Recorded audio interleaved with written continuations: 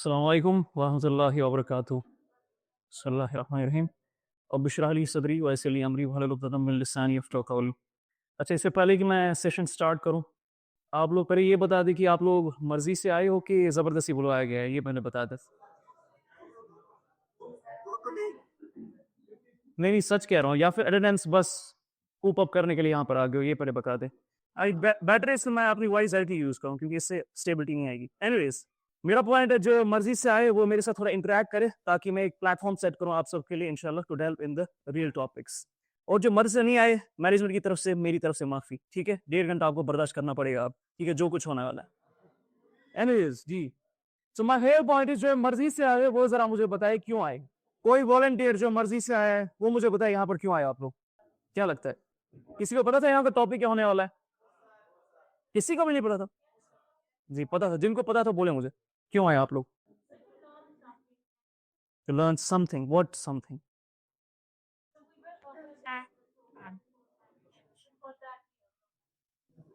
तो क्या होगा पर्सनैलिटी डेवलप करके मैम? क्या नाम है आपका? इफ़्फ़त, क्या होगा पर्सनैलिटी डेवलप करके?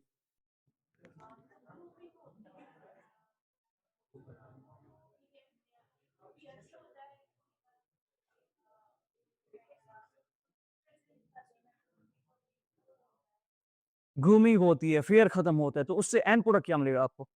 लोग फ़ियर में भी कहते हैं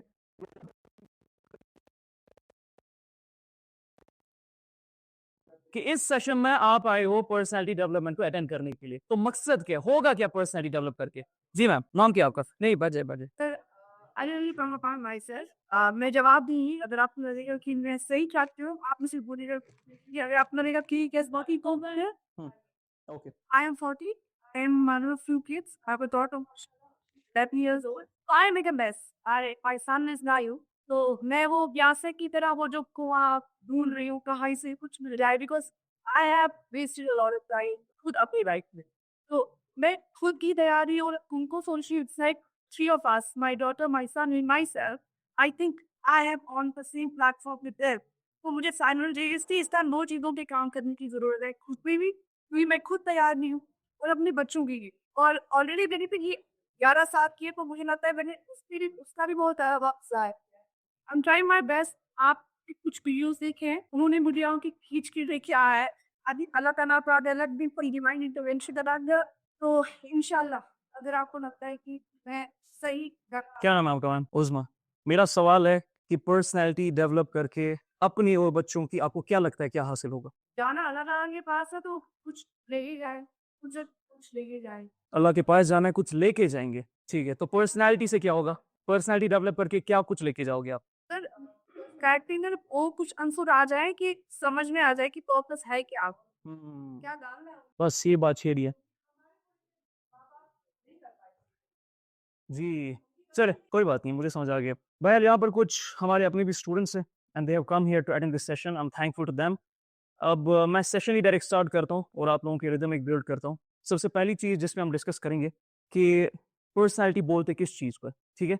if we do not know the definition of something, हम कभी भी उसको बिल्ड नहीं कर सकते। And if we even do not know the definition of something, हम हमेशा उसको ज़ाहिर कर देंगे if you have that trait. तो पहले तो बहुत ज़रूरी है जानना कि ये पर्सनैलिटी बोलते किस चीज़ को, ये पर्सनैलिटी आती किस काम के, पर्सनैलिटी से होगा क्या, इसमें कौन-सी ऐसी चीज़ है जो मुझे डेवलप करनी है। कोई मकान थोड़ी है कि रंग लगा दूँगा डेवलप हो गया। राइट, थोड़ी ना है कि सर्विस करवा दूँगा ठीक हो गई। Let's dive rightly first into personality बोलते हैं किस चीज़ को। आप लोगों में से मुझे बताइए जो खुद आए, जो ज़बरदस्ती आए हैं, पर्सनैलिटी आपको क्या लगता है किसको बोलते हैं? Then I will move into the definitions. अपनी-अपनी डेफिनिशन दें with an example. Interaction, okay sir. Example. This is up body language sir अलग-अलग you are talking about communication, ठीक है। एक पोर्शन कम्युनिकेशन, किसी बेहतरीन कम्युनिकेटर का नाम बताइए मुझे, जो आपको लगता है। किसी बेहतरीन कम्युनिकेटर का नाम बताइए, किसी पर्सनैलिटी का, जो आपको लगता है आपकी इस डेफिनिशन पे सेट होता है। सुंदर पिचाई, ओके। जी, पर्सनैलिटी किसको कहते हैं? क्या अनासर है इसमें? कॉन्फिडेंस, इंटरैक्शन, जी। कोई कॉन्फिडेंट बंदे का नाम बताइए जो आपको पसंद है। क्या बोला इनमें? एज़ी शंकर, ओके, ओके। जी, पर्सनैलिटी, क्या आंसर है इसमें?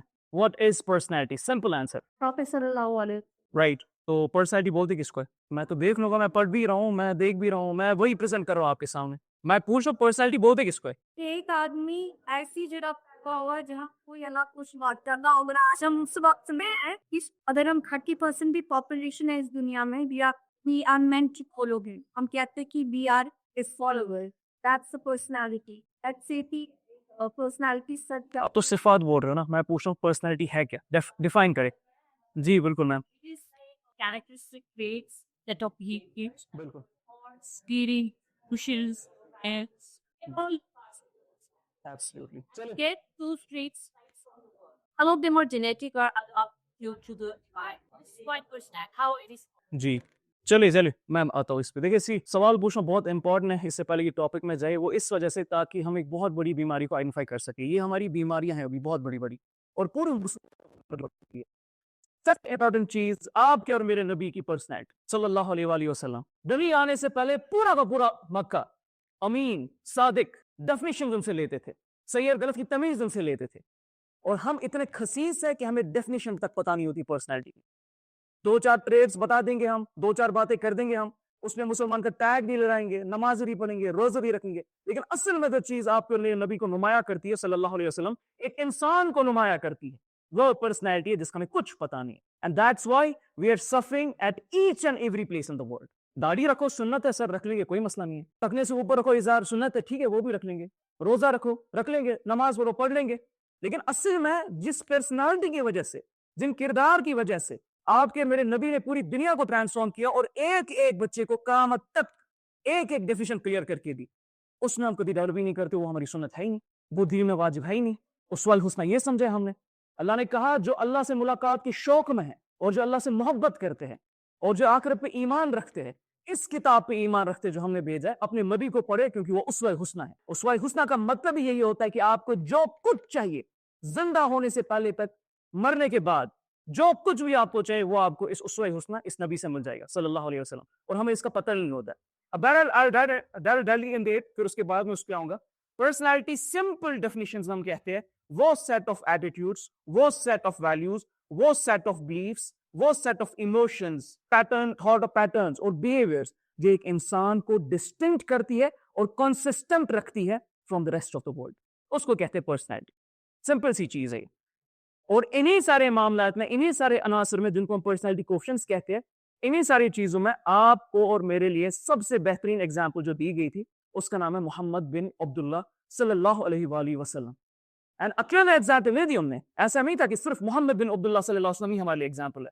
मोहम्मद बिन अब्दुल्ला सल्लल्लाहु अलैहि वसल्लम मेड श्योर कि अपने जैसे अपनी पर्सनैलिटी को बिल्ड किए और जैसे लोग प्रेजेंट करे जिनको हम सहाबा कहते हैं। हमारे पास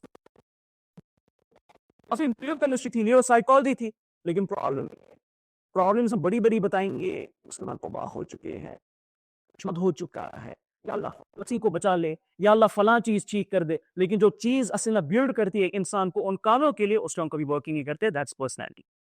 तो जब तक इस पे वर्क नहीं करोगे ना, हम अहल ही नहीं है खुद को मुसलमान कहने के लिए, हम अहल ही नहीं है खुद को इंसान कहने के लिए। याद रखिएगा, मैं ऐसे ऐसे प्रोफेसर्स को जानता हूँ, जोश प्रोफेसर्स को जानता हूँ, जो दिन रात सिर्फ और सिर्फ अपने लोगों की पर्सनैलिटी डेवलप कर रहे हो।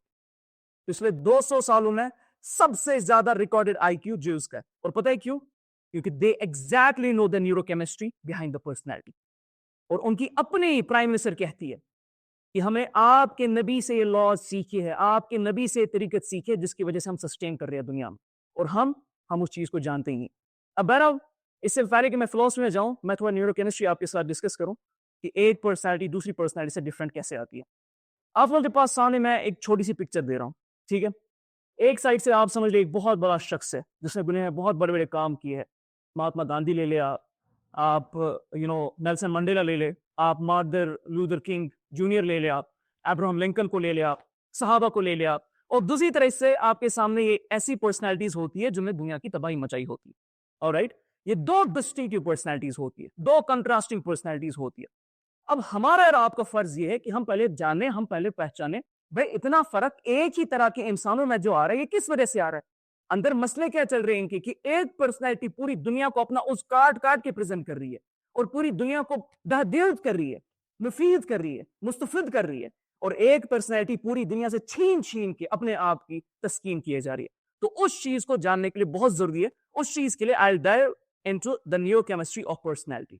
अल्लाह ने कुरान में एक आयत कही है, बहुत खूबसूरत आयत है, सूरह फुसिलात की है 53, सनुरीहिम आयातिना फिल आफाकी व फी अनफुसिहिम हत्ता यतबय्यन लहुम अन्नहुल हक, कि हम तुम्हें निशानियां दिखाएंगे आसमानों में और तुम्हारे अंदर, ताकि तुम्हें यकीन हो जाए ये जो किताब हमने भेजी है ये हक है। अब उन आयतों को डिकोड करना, इन निशानियों को पढ़ना आपको मेरा फर्ज था। इफत, it was your and my job, नहीं, ताकि उसके थ्रू हम डेफिनेशन सेट कर पाए। मैं आपने Barzma, you are 40 right now, or you can read, you can write, all of them can read and write, right? आपको मेरा फर्ज बनता था, जो अल्लाह ने कहा सनुरीहिम आयातिना, वो आयतों को पकड़े और निशानों को पकड़े और जाने कि अल्लाह ताला क्या कह रहे हैं, कि क्या हक है, राइट? तब जाकर वो कुछ आप कर पाते जो आपको बोला गया था करने के लिए। अब वो क्या है मैं आगे आऊंगा, बट नॉनदलेस पर्सनैलिटी कम्स हम अपने आप डेवलप कर सकते हैं। मिनिमम रिक्वायरमेंट एक मुसलमान के लिए, एक इंसान को इंसान होने के लिए, इंटरैक्ट करने के लिए, हक पे होने के लिए, सच बात कहने के लिए, कोई काम करने के लिए, जो बेसिक रिक्वायरमेंट होती है वो पर्सनैलिटी, और उस पर कभी कोई काम नहीं होता है। ये क्या रहा बीमारी, हम मैं इस बीमारी को इस सेशन के थ्रू सर्जिकली इंशाल्लाह ठीक करके दिखाऊंगा मैं। देखिए, जब हम अंदर जाते हैं, अल्लाह ने जब कहा सनुरीहिम आयातिना फिल आफाकी व फी अनफुसिहिम, कि अपने अंदर आयतों को देखो, निशानियों को देखो, ताकि तुम्हें हक पता चले।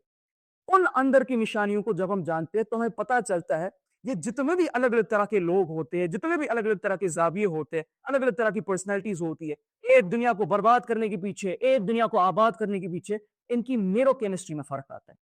असल में इनकी जो आयतें हम पकड़ते हैं, निशानियां हम पकड़ते हैं, वो न्यूरोकेमिस्ट्री के थ्रू हम समझते हैं कि कुछ ऐसे हार्मोन्स हैं, कुछ ऐसे ट्रांसमीटर्स है, कुछ ऐसे केमिकल्स है कि जो जब इंसान में ट्रिगर हो जाएंगे ना, वो आसमान पे जाएगा। मैंने आपसे बात कही, पिछले 200 सालों में सबसे ज्यादा रिकॉर्डेड आईक्यू ज्यूज थे, एंड आप अंदाजा लगा सकते हो कितना है? अंदाजा लगाए, गेस करें, रैंडम गेस। चले छोड़े ज्यूज का, अपना बोल दे हमें। एवरेज मुस्लिम मैन, एवरेज मुस्लिम वुमन, और कोई भी अदर देन ज्यूज, बताइए कितना हो सकता है? 110। एवरेज मुस्लिम 110 पे पहुंच गया, ये तो नई न्यूज है। 200 तक क्रॉस कर रहा है ज्यूज का आईक्यू। कितना? ये रिकॉर्डेड है, कोई इसमें दो नंबरी नहीं है। वो हर पूरी दुनिया के साथ दो नंबरी करते, अपने साथ नहीं करते हो, टू बी वेरी ऑनेस्ट, ठीक है? 200 रिकॉर्डेड आईक्यू है ज्यूज का पिछले 200 साल में। 200 तक टच होते हैं उनके स्कॉलर्स, 18-18 घंटे बैठे होते काम पे, किताबों पे। और आपको पता है मुस्लिम एवरेज मैन जो स्कॉलर होता है 80 से ऊपर जाते ही। ये हालत है हमारी। और पता है कौन सा केमिकल रेस्पॉन्सिबल है? This, we call it serotonin. Allah ने आपके और मेरे दिमाग में, इनफैक्ट सिर्फ दिमाग में नहीं, पूरी बॉडी में है, लेकिन दिमाग में इसका मेजर काम है। अल्लाह ने आपके और मेरे दिमाग में इस केमिकल को रखा है, और जब ये केमिकल शूट अप होगा ना, आपकी आईक्यू लेवल्स बढ़ेगी, आपका कॉन्फिडेंस बढ़ेगा, आपकी इंटरेक्शंस बढ़ेगी, आपके काम, आपकी अचीवमेंट्स मल्टीप्लाई हो जाएंगे। ऐसे नहीं होता ये काम। ये अल्लाह ने इंसानों को एक ही तरह का बनाया है, जो उस पर काम करेगा। और ऊपर से हमें तो हिदायत मिली थी, डायरेक्ट कुरान हमें मिला था किस तरह से इसको अप करना है, लेकिन उन लोगों ने कर दिया और वो लोग आसमान छू रहे, और हम नीचे दुआएं कर रहे होते, या अल्लाह गारत कर दे उनको, तबाह कर दे उनको, बच्चियां मार दी मेरी। So this serotonin is very important for us to understand. अब सेरोटोनिन बोलते हैं कि इसको एक न्यूरोट्रांसमीटर है, यानी आपके दिमाग में एक केमिकल मैसेंजर है जो काम करता है आपकी पर्सनैलिटी पे, आपकी सोच पे, आपकी फिक्र पे। मैं एग्जाम्पल देता हूँ। अभी मैं अगर यहाँ पर समझ ले कमीज शलवार पहन के आता ना, और दाढ़ी कुल्ला करता और टोपी लगाता ना, आप जिस नजर से मुझे देखते ना, जो रेडार ऑन हो गया और जो सेल्फ एस्टीम मेरी डाउन होती है आपके सामने, it was because of this serotonin.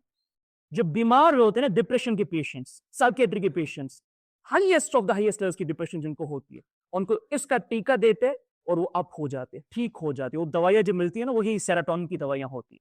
अब ये सेरोटोनिन है क्या, इसको जरा समझते हैं। हर इंसान की ख्वाहिशात होती है, हर एक इंसान के डर होते हैं। एक इंसान की जो फैसिनेशंस है, या एक इंसान के जो फेयर्स है, उसी के दरमियान इंसान की सोच लॉक होती है। We call it cognitive lock. Serotonin का ही काम है कि उन ख्वाहिशात को लॉक करे और उन्हीं के ज़ाब्ते में आपको रखे। इन ख्वाहिशात के हिसाब से, उन बरों के हिसाब से, जो भी आपकी डेफिनेशन में सामने आएगा, जो भी इंसान आपके सामने आएगा, आप उसको कैलकुलेट करोगे कि मुझसे बेहतर है या मुझसे कमतर है। मैं जो भी आपकी डेफिनेशन अभी है, उसके थ्रू जब आप मुझे कैलकुलेट अभी कर रहे हो, या मैं आपको कैलकुलेट कर रहा हूं, तो जब मेरे दिमाग में आप लोगों की इमेज अप या डाउन हो रही है ना, दैट्स बिकॉज़ ऑफ सेरोटोनिन। कि मेरा सेरोटोनिन तुम लोगों से ऊपर है तो मैं हाई लेवल पे हूं, आपका सेरोटोनिन मुझसे ऊपर है तो आप लोग हाई लेवल्स पे हो। इसी तरह अपने आप को भी कैलकुलेट करने का एक केमिकल है ना, इसको हम सेरोटोनिन ही कहते हैं। सिंपल वर्ड्स में कह रहा हूं, सोच सेरोटोनिन को कहते हैं, इंसान की सोच। और ये बिल्ड कैसे होती है? इंसान की ख्वाहिशात से और इंसान के डर से। मैं एग्जांपल आपको देता हूं। I'll show you something very important. See, this is Maslow's hierarchy of needs. Maslow को जानता है कोई? नाम सुना है कभी? Abraham Maslow. अभी कुछ ज्यादा देर नहीं हुई है, अभी 70 80 90s में इस बंदे ने पूरी दुनिया को चेंज कर दिया, पूरी दुनिया ने। और by the way, is a जियो।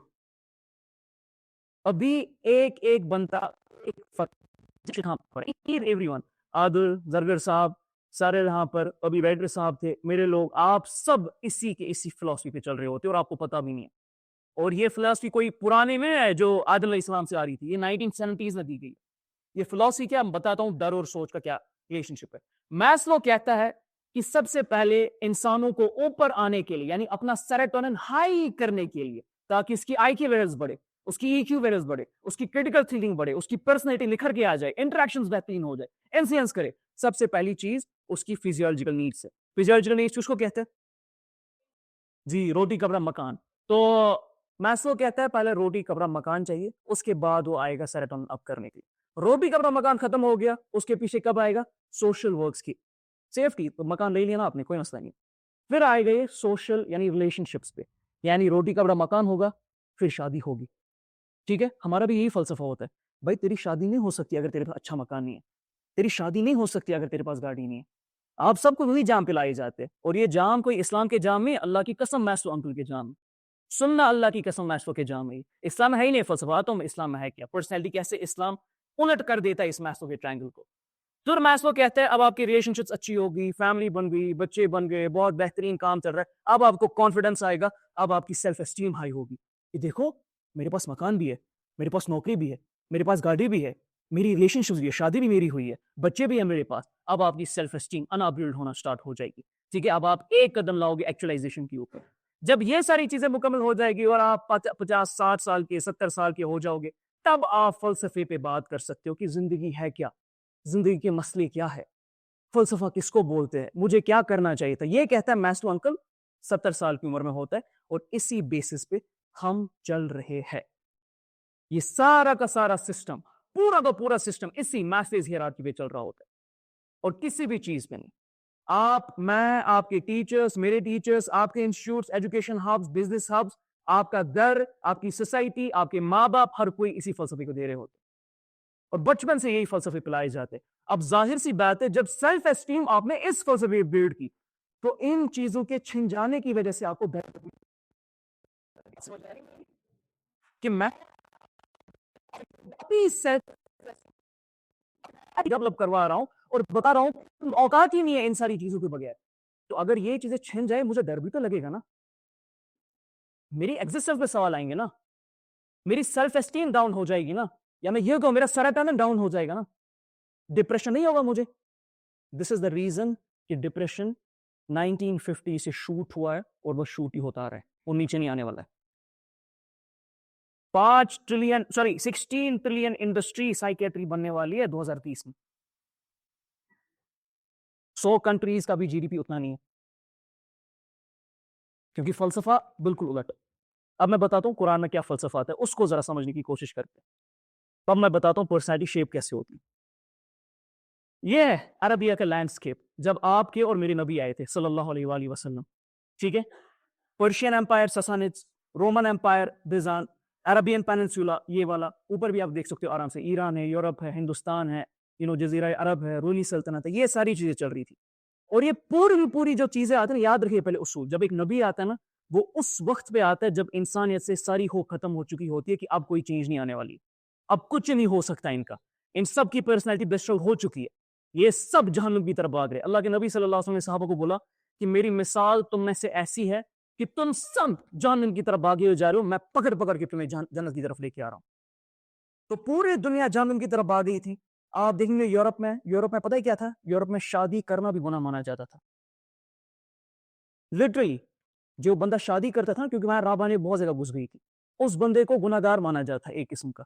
और जुल्म इस हद पे था, इस ताकत के साथ जुल्म था ना, कि सूरह बरूज में मेंशन्ड है किस तरह कौमों को जिंदा जलाया जाता अगर कोई बादशाह के खिलाफ बोलता था। ये हालत थी यूरोप की। जना में आम, फौशी में आम, शराब में आम, धोखेबाजी में आम, बदबख्ती में आम, दो नंबरी में आम, हमारे जैसे लोग समझे आप। हम करते रहते 24 घंटे ऐसी हरकतें। तो ये यूरोप में चल रहा है। और ईरान में पता है क्या हालत थी? ईरान में आपके और मेरे नबी सल्लल्लाहु अलैहि वसल्लम के आते वक्त ये हालत थी कि ईरान में एक दोस्त दूसरे दोस्त के पास जाता था, बोलता था मुझे अपनी बीवी 2-3 दिन के लिए गिरवी दे दे। इसको ठीक करने का नाम आपको और मेरा नबी है, मोहम्मद बिन अब्दुल्लाह सल्लल्लाहु अलैहि वसल्लम। ये होती है पर्सनैलिटी। आयशा रज़ी अल्लाह अन्हा कहती है कि एक खाविंद अपनी बीवी के पास जाता था और उसको बोलता था कि जाओ फला शख्स के साथ हम बिस्तरी करो। अपना खाविंद अपनी बीवी से बोलता ताकि हमारी नस्ल पाक चले, वो बड़ा आदमी है। ये जज़ीरे अरब की हालत थी। जंग तो ऐसे करते थे ना जैसे कोई बात ही नहीं होती। आपस में अभी किसी की झगड़ा हो गया ना आपस में आप दोनों का, जंग लग जाते थे और बाकी की औरतों को बांदिया बनाते थे और गुलाम उनको बनाना स्टार्ट करते थे। पकड़ पकड़ के पूरी दुनिया से गुलाम लाए जाते, अरब में, यूरोप में, रूम में। अफ्रीका की तो कोई औकात ही नहीं थी उस वक्त। अफ्रीका को सिर्फ यही बोला जाता ये हबशी है, ये काले हैं, ये गुलामी के लिए पैदा किए गए क्योंकि ये एक खास तरह की नस्ल से आए हैं जो नूह अलैहिस्सलाम की हैन। नूह अलैहिस्सलाम ने अपने बेटे को कर्ज किया था कि तुम किसी लायक नहीं हो। बाइबल में मेंशन है, मैं नई बात नहीं कह रहा हूं, खोलो बाइबल।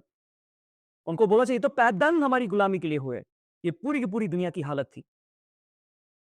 और जब मेरा नबी आता है उनको ये नहीं बोला जाता है कि देखो पहले फिजियोलॉजिकल नीड्स पूरी करो, फिर साइकोलॉजिकल नीड्स पूरी करो, फिर रिलेशनशिप्स पूरी करो, फिर बच्चे बच्चे होंगे, सारी तरह होंगे, बाकी सारे मसले होंगे, फिर सेल्फ एस्टीम तुम्हारी बिल्ड होगी, फिर सेल्फ एक्चुअलाइजेशन पे जाएंगे। ऐसा कुछ नहीं बोला गया। पहले ही बोला गया या अय्युहल मुदस्सिर कुम फअंजिर। ये उठो ए कब्रों में लिपे रहो इंसान, सबको वार्म करो, आगा करो सबको, डराओ सबको। ये क्या लगा के रखा है? तो मैस्लो कहते हैं नहीं, सेल्फ एस्टीम के लिए, सेल्फ एक्चुअलाइजेशन के लिए, फलसफे के लिए पहले आप ये नहीं कर सकते हो। आपको खाना पीना चाहिए, आपको बाकी सारी चीजें चाहिए। लेकिन आप पर मेरे नबी को क्या कहा गया? बोला कि नहीं, डायरेक्टली वार्न करना स्टार्ट करो। यानी कुरान सेल्फ एक्चुअलाइजेशन जो मैस्लो की पीक है उसको पहले रखता है, नीचे रखता है, बेसिक रिक्वायरमेंट है।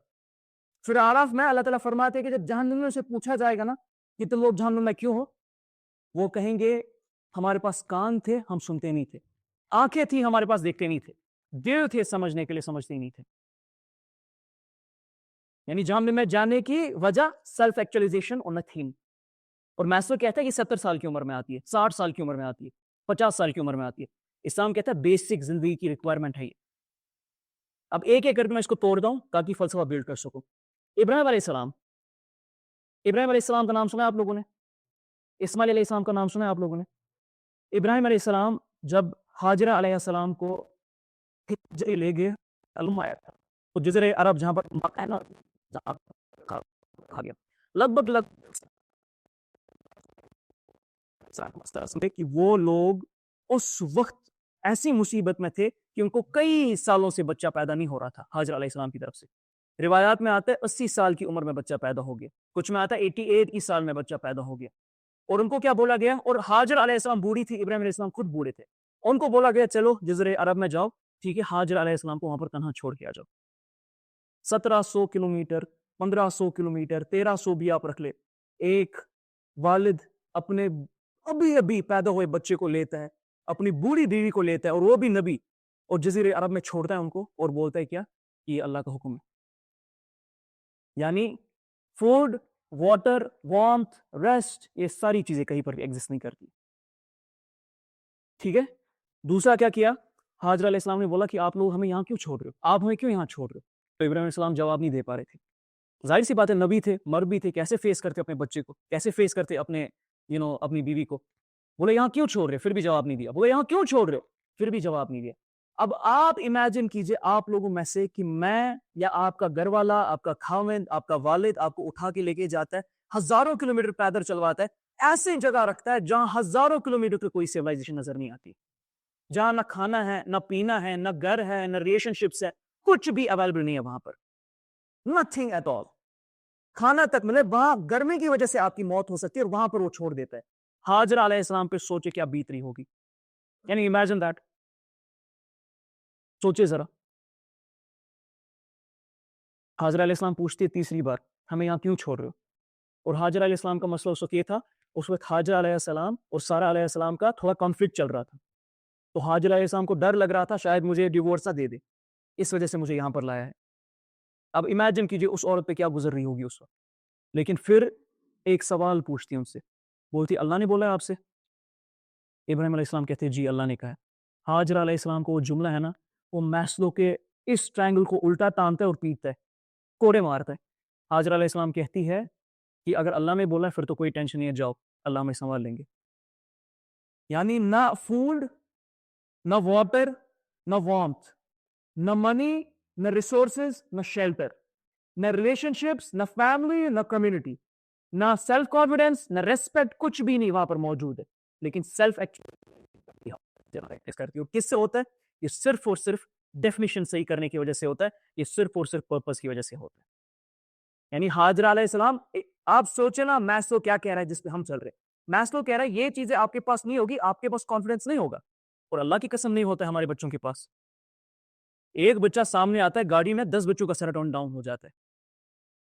एक टीचर की गाड़ी 2 लाख रुपए ऊपर होती है, बाकी टीचर्स का सेरोटोनिन डाउन हो जाता है। ये हालत है हमारी। मैंने बोला ना, मैं अभी कुल्ला लगा के आता, दाढ़ी वाड़ी थोड़ी लंबी होती, टोपी लगा के आता, आप लोग जिस नजर से मुझे देखते ना, वो वही थी। सेल्फ एस्टीम आपने नीचे कर दी थी मुझे, और मुझे उससे कोई प्रॉब्लम नहीं था। लेकिन प्रॉब्लम था आपकी ग्रामर को टैप करना। हम सबके साथ ऐसा चल रहा होता है, क्योंकि हमने इन चीजों के साथ सेल्फ एस्टीम बिल्ड किया। अल्लाह कहते हैं ये चीजें नहीं है सेल्फ एस्टीम के साथ, ये चीजें सेरोटोनिन को अपनी करती है। मैं पहले तेरा सेरोटोनिन अप करता हूँ इस कुरान की आयत के थ्रू। पहले तो तेरा सेरोटोनिन डाउन अप करता हूँ कि भाई तू खाना पीना ये साइड में रख, ये सेकेंडरी चीज है, ये तेरे पर्पस के काम आएगी। तुझे पहले बता देता हूँ तेरी औकात क्या है, तेरी शान क्या है, कि तुम्हें चुन लिया है मैंने पूरी इंसानियत के लिए, कि तुम खैर की दावत करते हो, बुराई से रोकते हो, पूरी इंसानियत के लिए बहबूदी के लिए तुम्हें रखा है, कि तुम एक एक इंसान को पकड़ पकड़ के जन्नत की राह की तरफ लेके आओगे। तुम दुनिया के हर एक मसले को सॉल्व करोगे। कोई भी बच्ची कहीं पर भी रेप हो रही है, जुल्म है, तशद्दुद में है, कोई भूखा प्यासा मर रहा है, उसकी हेल्प तुम करोगे। ऐसे सिस्टम्स बिल्ड करोगे, ऐसे मामले आप बिल्ड करोगे। ये हो तुम्हारी औकात, ये है तुम्हारी शान, कि मेरे एम्बेसडर हो तुम। कोई भी इंसान तुम्हारी औकात ये डिसाइड नहीं करेगा। पैसे नहीं है, कोई बात नहीं है। खाना पीना में है, कोई बात नहीं है। मेरे नबी ने 30-30 दिन तक इतना खाना खाया जितना हम, आप समझ ले, एक वक्त भी, उस एक वक्त में मुझसे ज्यादा खाते। हजरत अली जा रहे थे अपने वक्त में, अपने दौर के वक्त, तो 7 दिन से हजरत हसन और हजरत हुसैन भूखे थे। 7 दिन से। सामने बंदा बोला या अमीरुल मोमिनीन, मैं भी भूखा हूं। खाना लेके जा रहे थे हसन और हुसैन के लिए, हजरत अली ने उनको थमा दिया। लेकिन हसन और हुसैन तब भी सरदार थे, और है जन्नत के, हमें तो पता है ना जन्नत के जो सरदार है। तो वो तो इस ट्रायंगल पे नहीं बिल्ड हो रहे, वो किस ट्रायंगल पे बिल्ड हो रहे? वो फलसफे पे बिल्ड हो रहे। सेरोटोनिन पहले अप किया जा रहा है। तो फर्स्ट केमिकल जो आपकी पर्सनैलिटी को शेप करेगा, जो सबसे इंपॉर्टेंट केमिकल है आपकी सोच का, आपकी फिक्र का, आपकी हियरार्की ऑफ डोमिनेंस का, आपके रडार का, आपकी कॉन्फिडेंस का, दैट इज सेरोटोनिन। ये जितने भी मसले दुनिया में सेरोटोनिन के, डिफीटेड साइकोलॉजी, छोटी सोच, बदबख्त लोग, बड़े लोग, इसके पीछे सेरोटोनिन है। जिसकी सोच, जिसका पर्पस अलाइन हो गया और उसके डर खत्म हो गए इन छोटी मोटी चीजों के साथ, वही अपने आप को अपलिफ्ट कर सकता है। बाकी बंदों की बात ही नहीं है। इसीलिए we find rarest of the rarest cases जहां पर पर्सनैलिटी बिल्ड होती है और वो कुछ काम कर पाते हैं। एनीवे, सेकंड केमिकल, दूसरा केमिकल है डोपामिन। हिटलर का नाम सुना? नाजी टॉर्चर्स कभी पढ़े? कोई किताब खुदा ना खास्ता जिंदगी में खोलिए कि नाजी कैसे टॉर्चर्स करते थे। अफ्रीका में पता है कैसे टॉर्चर होते थे लोग? मैं आपको एक वाक्य बताता हूँ ताकि समझ आए ये केमिकल किस लेवल पे है। और जब ये वाला केमिकल एक इंसान में ट्रिगर होता है तो इसमें उसकी पर्सनैलिटी बिल्ड होती है, तो आगे जाके होगा क्या। नाजी कैंप्स जो कि बड़े फेमस थे, साइंटिफिक कैंप्स, उसमें साइंस के और बाकी सारी चीजों के एक्सपेरिमेंट करते रहते इंसानों के थ्रू। क्या गेस वो किसने बनाए थे? वो ना गैस चेंबर्स, कैंप्स जिसमें बच्चों को मारा जाता, एक्सपेरिमेंट्स किए जाते थे, जिंदा जलाया जाता, किसने बनाए होंगे? ज्यूज ने बनाए? मतलब ज्यूज अपने हाथ मारने के लिए कैंप्स बनाएंगे?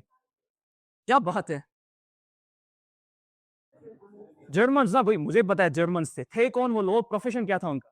ओ दस्से देशा साइंटिस्ट थे वो। नाजी कैंप से पता है क्या होता था?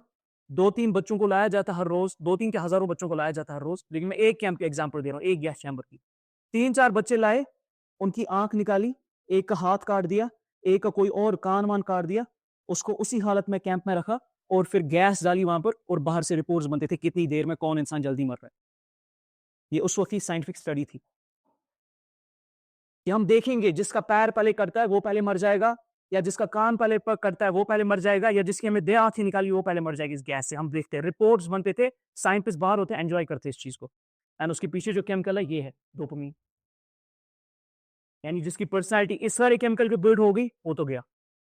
और हम सब की इसी पे बिल्ड होती रहती है बचपन से। पता है कैसे? कि बेटा अपनी अपनी सोचा करो, बेटा अपनी अपनी फिक्र किया करो, दुनिया बर्बाद हो जाए तुम उसके बारे में मत सोचो, तुम बस अपने आप को बिल्ड करो, तुम अपना किरदार बनाओ। और पर्सनालिटी भी शिफ्ट करते हैं इस पे, अपनी पर्सनालिटी बढ़ाओ, तुम पैसा कमाओ, तुम मकान खरीदो, तुम गाड़ियां लाओ, तुम जो है ना ऊपर से ऊपर चले जाओ, बस अपनी फिक्र करते रहो, तुम्हें कोई टेंशन नहीं है। बगैर मैं बच्चा भूख और प्यास से मर रहा होगा हमसाइन को, कोई टेंशन नहीं है बेटा, ये तुम्हारा काम ही नहीं है। और फिर जब आगे जाके आपकी और मेरी जैसी मखलूक आती है ना, फिर वही पेरेंट्स रो रहे होते कि ये क्या हो गया, बच्चा हमें घर से निकाल रहा है, बच्चा इज्जत नहीं करता है, माँ बाप को पीटता है। जाहिर सी बात है, आपने इस वाले केमिकल पे उसका बिल्डअप किया है तो क्या करेगा आगे जाके? वो कौन सी मालाएं आपको पहनाएगा? फिरौन हमें खुद डेट किए इन केमिकल्स की वजह से, फलसफे देख के। 5 साल की सॉरी 5th क्लास की लड़की को पता होता है कि मेरा शादी का जोड़ा कौन होने वाला है, कलर भी उसको पता होता है। 8th क्लास का लड़का, उसको सारा में अपना आप इमेजिन कर चुका होता है, वो उसकी जिंदगी इतनी होती है, इतना लिमिटेड है वो। ये हालत है। और ये हालत किसकी वजह से? डोपामीन की वजह से। डोपामीन किसको कहते हैं? ये भी एक न्यूरोट्रांसमीटर है आपके मेरे दिमाग में। किसके काम आता है? ये असल में सेल्फिशनेस के काम आता है। सेल्फिशनेस नहीं, असल में it is for the reward, जो आपको रिवॉर्ड फील होता है। ये ड्रगिस्ट, ये पोर्नोग्राफिस्ट, ये रेपिस्ट, ये बड़े बड़े बदबख्त लीडर्स, इनकी केमिस्ट्री ये है डोपामीन वाली, क्योंकि इसी पे पले बड़े। इसके बरक्स एक हार्मोन हमारे पास आता है जिसको बोलते हैं ऑक्सीटोसिन। प्रोन स्टडी है दुनिया में कि जितने भी बड़े बड़े leaders through out the history of Mankind, किसी का नाम ले ली मुझे 2-4 का, बड़े लीडर्स, जी बड़े बड़े लीडर्स थ्रू द हिस्ट्री जिन्होंने इंसानियत के लिए बहुत बड़ा काम किया, अब मेरे को उनका नाम मौजूद है। कौन? मंडेला, ठीक है। एक और? फिडेल कैस्ट्रो, जी। और अब्राहम लिंकन। कोई और बताए ना जो इन द हिस्ट्री सब लोग जिसको जानते हैं, जिसका नाम लेते हैं। सर सब लोग कहां जानते हैं उनको, ये तो मसला है ना। मैं कह रहा हूं इन द हिस्ट्री। अलेक्जेंडर नहीं, मैं बड़े लीडर्स की बात कर रहा हूं। Sir Umar bin Khattab, sir Ali बिन अबी तालिब, सर इमाम हुसैन, सर अबू बकर सिद्दीक, सर उमर बिन अब्दुल अजीज, सर मुख्तार सफवी, ये लोग जिनकी मिसाल अभी तक हमें नहीं लेती है। और गोरे क्या, जो कुछ भी नहीं है वो भी कहते रहते भाई इन्हीं के जैसे लीडर्स होने चाहिए और कोई भी नहीं हो सकता है, इन द हिस्ट्री ऐसी प्रोड्यूस ही नहीं हो सकती है। उन सब का बिल्ड जिस हार्मोन के थ्रू बिल्ड हुआ है ना, उनकी personality, that is oxytocin. Oxytocin science से कहती है, साइंस कहती है ये लव के काम आता है, बॉन्डिंग के काम आता है, रिलेशनशिप्स के काम आता है। लेकिन असल में जो इसका फलसफा है ना, वो सैक्रिफाइस के काम आता है। ठीक है, असल में जो ऑक्सीटोसिन काम करता है वो है अपना उस कार्ड के दूसरों को प्रेजेंट करना, कि अपने आप को तकलीफ में रखकर दूसरे इंसान को फायदा पहुंचाना, ये काम है ऑक्सीटोसिन का। आप और मैं अभी यहां पर मौजूद ही नहीं होते अगर आपके मेरी माँ में प्रेजेंट नहीं होता। आपको पता होना चाहिए, एक लड़का, एक इंसान जब पैदा होता है, आप समझ लीजिए अगर एक मर्द में 1 यूनिट ऑक्सीटोसिन है ना, एक औरत में 97 यूनिट्स ऑक्सीटोसिन होते हैं। और मजे की बात बताऊं, ऑक्सीटोसिन रिलेशनशिप्स के काम आता है, बॉन्डिंग के काम आता है, लव के काम आता है, केयर के काम आता है। और सबसे कम दोस्त हमारे कल्चर में औरतों की। सोचे, इमेजिन कीजिए ना, इमेजिन कीजिए ये केमिस्ट्री कहां पर फ्लॉप कर दी हमने। अल्लाह कह रहे हर बच्चे को फितरत पे पैदा कर रहा हूं, हर बच्चे को ऑक्सीटोसिन दे रहा हूं, लड़के में 1 यूनिट, लड़की में 97 यूनिट्स। हमारे कल्चर में सबसे कम दोस्त औरतों के, सबसे ज्यादा गीबत औरतें, सबसे ज्यादा जो है ना ये मसले मसाइल औरतें करती आपस में, हंसते रहते। क्यों? और मैं कोई नई बात नहीं कह रहा हूं, I swear these are proved studies, मैं डेटा दे दूंगा, कोई मसला नहीं। मैं ऐसी बातें नहीं करता हूँ फलसफा वाली जो जिसकी कोई बुनियाद नहीं, मैं डेटा प्रेजेंट कर दूंगा। तो जानना तो पड़ेगा ना, समझना तो पड़ेगा ना। अल्लाह ने 97 यूनिट औरत को दिए, यानी ऑक्सीटोसिन को डिजाइन ही किया औरत के लिए, और सबसे कम दोस्त औरत के, सबसे ज्यादा हसद औरत में। ये है केमिस्ट्री जो हमने फ्लॉप की है। लेकिन इतना तो है कम से कम कि हम आपस में कम्युनिकेट कर पाते, मतलब सारी जिंदा है यहाँ पर आपके मेरी माओ की वजह से। जी मैं इसमें सुपनी की वीडियोस की क्यों बात कर रहे हो, क्यों मेरा आप कर रहे हो रोकनिया? आप बोले डायरेक्ट बोले ना जी। गाइस गाइस गाइस, एक मिनट, आपकी बहन 40 साल की उम्र की है, आपसे बहुत बड़ी है, सवाल पूछ रही है। जी जी मैम, मैम कोई बात नहीं, आप बोलो मुझसे, अब मुझसे कहो ये चीज है। ठीक है। आप कह रहे हैं 97, जो 97 हमारे में होता है, जी, फिर वही है कि वो एक्सटर्नल फैक्टर से कैश को वापस बिल्ड किया। आइडेंटिटी खराब की जा रही है, पर्सनैलिटी, ठीक है। जब हम बोलते हैं आइडेंटिटी क्राइसिस, जब एक काउंसलर या जैसे बात कर रहे हैं, I mean, ये ज्यादातर हुआ लोग वो गोई को आइडेंटिटी क्राइसिस तो काउंसलर भी इसके साथ मसला में आता है बेसिकली। जी जी बिल्कुल नहीं, इस केमिकल के साथ नहीं, आइडेंटिटी का जो केमिकल है ना, दैट इज सेरोटोनिन। याद रखिएगा, इन्हें सवाल बहुत खूबसूरत पूछा है, बोला कि जो हमारी ये आइडेंटिटी क्राइसिस है, जो हम ये आपस में खसीस हुए पड़े हैं, क्या ये इस केमिकल की वजह से होता है? क्या ये है क्या केमिकल आइडेंटिटी का? नहीं, केमिकल आइडेंटिटी का सेरोटोनिन है। लेकिन सेरोटोनिन अगर सही जगह अलाइन नहीं है ना, ऑक्सीटोसिन नहीं निकलेगा। सेरोटोनिन को हम मॉलिक्यूल ऑफ पर्पस कहते हैं, मदर केमिकल भी कहते हैं, मॉलिक्यूल ऑफ आइडेंटिटी भी कहते हैं हम। ये पहले जान ले, समझ ले आप लोग, ठीक है। सेरोटोनिन अगर सही जगह अलाइन करिए, मैंने बात ही सेरोटोनिन से की, अगर ये सही जगह आपकी पर्सनैलिटी में अलाइन है ना, तो ट्रस्ट मी, आपका हाईएस्ट पॉसिबल पोटेंशियल पाना कोई बड़ी बात नहीं है। ऐसे ऐसे सहाबा के किस्से आते हैं ना, जिन्हें 40 साल 50 साल में उम्र जो है ना, ये इस्लाम कबूल किया, दीन कबूल किया, लेकिन उनको बशारतें मिली कि उनके जैसा बंदा कोई नहीं था इस दुनिया में। You have to understand that. तो मैम, पहले सेरोटोनिन, ठीक है, सेरोटोनिन सही अलाइन होगा ना, डेफिनेशन सही होगी, फलसफा सही होगा, सोच सही होगा। देखिए, जिस छत के नीचे आओगे ना, आपकी हाइट उसके नीचे रहेगी, नजर वहीं तक पहुंच पाएगी। तो जितना छत को ऊपर करोगे ना, उतना आप ऊपर उड़ सकते हो।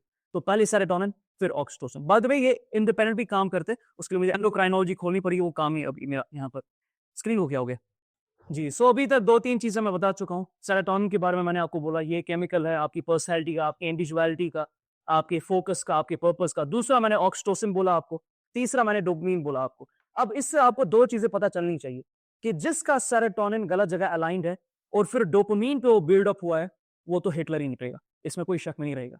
और मैं अगर अभी सैम्पलिंग करके दिखाऊं ना, मैं आपको दिखाऊंगा एक एक फर्क जो इस सेशन में है ना, उसमें वही सिम्टम्स है जो हिटलर के पाए जाते, बस हम नुमाया नहीं कर पाते, बिकॉज हम उसी केमिकल पे पले बड़े। बस बात उसकी ये कि वो इंतहा पे चला गया। मैं आपका नाम फिरौन रखूं, कैसा लगेगा? किसको पसंद है फिरौन का नाम? मैं नाम किसी का रख दूं फिरौन, क्यों? फिरौन नाम में क्या है भाई? बादशाह, सब कुछ उसके पास, औरत है, एवरीथिंग, क्या मसला है? हम इसी के पीछे तो होते हैं ना। मैं यही तो बोल रहा हूँ आपको, फिरौन नाम हमें पसंद नहीं है, लेकिन हम तो उसी के पीछे है 24 घंटे। मैं नहीं कह रहा हूँ नहीं करना चाहिए, बट मेरा ये है कि पर्पस हमने वही बनाया है। तो प्रॉब्लम क्या है फिरौन नाम रखने से? मुझे बोले। जब मैस्लो को हम फॉलो कर रहे हैं, जो कि हिटलर भी कर रहा था इन द सेंस, उसको पता नहीं था, और वो भी हमारा पर्पस बन चुका है, तो फिरौन नाम रखने से, मेरे बच्चे का नाम फिरौन कल को रख दो, इसमें क्या मसला होना चाहिए? निमरूद रख दो, क्या मसला होना चाहिए? यजीद रख दो ना, क्या मसला है?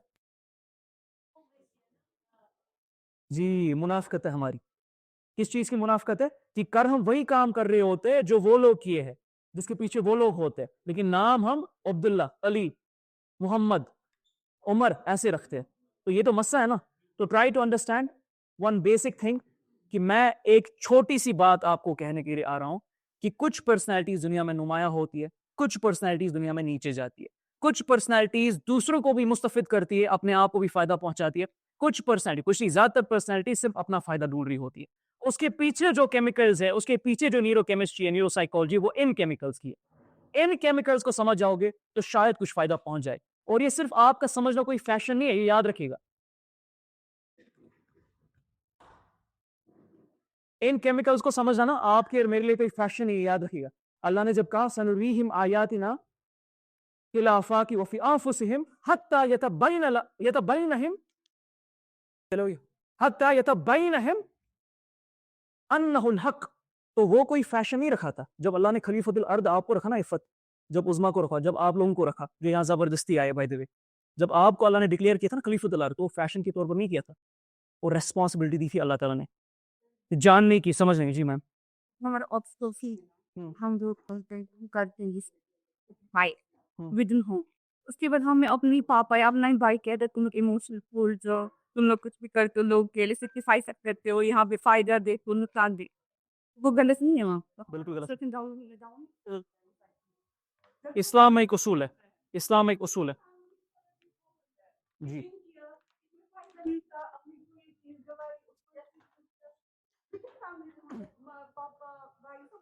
मैम क्या नाम है आपका मैम कह रही है जब भी हम ऑक्सीटोसिन की प्रैक्टिस कर रहे होते हैं तो जो सबसे बड़ा मसला आता है ना वो घर वाले ही हमारे आगे आ जाते हैं और ये सबके साथ होता है इसमें कोई शक नहीं आपके ही माँ बाप आपको डराएंगे यहाँ तक तो ऐसे ऐसे केसेस है ना कि मैं आपको बता भी नहीं सकता हूँ क्या मैं इसको क्लियर करने के लिए आपको एग्जांपल देता हूँ मुसअब बिन उमैर का नाम सुना है किसी ने रजी अल्लाह अन्हु कौन थे मुसअब बिन उमैर बोले मुझे कोई एक बंदा मुझे आज जिस अगर मुसअब बिन उमैर का नाम बता दे और बता दे उन्होंने क्या काम किया है। जी सहाबी थे और अमीर घराने से थे और रिवायत में आता है 9 साल के थे मुसअब बिन उमैर जब इस्लाम कबूल किया कितने आप और मुझे 25 साल में भी अपना नबी पढ़ा नहीं होता है ठीक है 9 साल के मुसअब बिन उमैर इस्लाम कबूल करते हैं और फैमिली जो है ना उनको निकालना स्टार्ट करती है पहले तो सोचती है बच्चे हैं ऐसे ही क्या होगा फन में ये सारी चीजें छोड़ देगा जब थोड़ा इंटेंसिफाई होता है 2-3 साल के बाद माहौल तो फिर फैमिली बोलती है कि यहाँ से निकलो मुसअब बिन उमैर के कपड़े यमन से आते थे जूते कहीं और से आते थे सैफरॉन और बाकी जो मसाले वो हिंदुस्तान से आते थे इतने अमीर थे मुसअब बिन उमैर इतने ज्यादा अमीर घरवाल ने बोला कि निकलो जिस अगर तुम कह रहे हो कि हम सब गलत है आपकी अजदा भी गलत है तो कपड़े भी तुम्हारी घर वालों की है ये जूते भी घर वालों की है ये घर भी उन्हीं का है तुम्हारे अजदा का जिसके खिलाफ तुम बोल रहे हो निकलो यहाँ से मुसअब बिन उमैर ने एक सेकंड नहीं लिया सारी कपड़े वहीं पर रख दिए सारी चीजें वहीं पर रख दी और निकल गए वहां से घर से और सिर्फ इतना नहीं 1-2 साल के बाद चीजें और इंटेंसिफाई होती है अल्लाह के नबी सल्लल्लाहु अलैहि वसल्लम पे और तशद्दुद होता है साहबा पे और तशद्दुद होता है और मारपीट होती है सुमैया रजी अल्लाह अन्हा कत्ल होती है शहीद होती है यासिर रजी अल्लाह अन्हु जो है ना वो शहीद होते हैं क्योंकि बिलाल रजी अल्लाह अन्हु पे टॉर्चर चल रहा होता है बहुत सारे ऐसे साद बिन वक्कास की खून रेजी कर देते हैं anyways my whole point is इसके घर वाले इसको झूठ से फरेब से पकड़ लेते हैं ठीक है अच्छा झूठ फरेब से तारे सुनेगा करती है इसकी माँ इसको बोलती है कि ऐ मुसल अगर तुमने इस्लाम नहीं छोड़ा ना अगर तुमने दीन को अलग नहीं किया ना अगर तुम मेरे वाले रास्ते पे नहीं आ गए ना तो मैं तुमसे बात करना भी छोड़ दूंगी मैं खाना पीना भी छोड़ दूंगी मैं बालों को कंघी करना भी छोड़ दूंगी अरब पे बहुत बड़ी बात होती है बालों को कंघी करना ठीक है मुसअब बिन उमैर कहते कर लो मुझे कोई मसला नहीं है मैं पहले अल्लाह का बंदा हूँ बाद में किसी और का बंदा हूँ यानी एक्चुअलाइजेशन बच्चे में पहले आ चुकी थी फिर इसको पकड़ते धोखे से और टॉर्चर करना स्टार्ट करते इमेजिन अपने घर वाले अपने ही बच्चे को 12-13 साल 14 साल किस लेवल का टॉर्चर कर सकते हैं डेफिनेशन दे मुझे एग्जांपल्स खाना बंद ठीक है और वो हाँ थप्पड़ और मार देंगे जी और क्या कर सकते हैं 12 साल के बच्चे के साथ कमरे में बंद रख सकते हैं बिल्कुल और मुसअब बिन उमैर को रस्सियों के साथ लटकाया गया और धीरे धीरे खाल उतारी गई अपने घर वालों ने इस्लाम में पर्सनैलिटी का एक ही उसूल है कि हम सिर्फ और सिर्फ अल्लाह के बंदे हैं और हमारी जो सेल्फ रेस्पेक्ट है हमारी जो सेल्फ एस्टीम है हमारी जो ओबीडियंस है वो सिर्फ और सिर्फ अल्लाह के ताबे और किसी के भी नहीं अहद अलस की मैं आयत आपको दे रहा हूँ किसी को शक हो तो पढ़ लीजिएगा आपको समझ आएगा मैं क्या बात कर रहा हूँ तो मैम आपके सवाल का जवाब ये है कि अल्लाह ताला की नाफरमानी में किसी और की फर्माबरदारी नहीं होती है ये आपको पता होना चाहिए एनीवेज मूविंग फॉरवर्ड जी अब आप पहचान सकते हो ये दो चीजें देखें अब मैंने आपको बोला एक तरह की पर्सनैलिटी है जो डोपामीन पे बनती है एक तरह की पर्सनैलिटी है जो ऑक्सीटोसिन की बनती है लेकिन दोनों के लिए सेरोटोनिन इंपॉर्टेंट है सेरोटोनिन के बगैर कुछ भी नहीं हो सकता सेरोटोनिन सही जगह अलाइन नहीं है आपका ये वाला केमिकल कुछ भी नहीं होने वाला है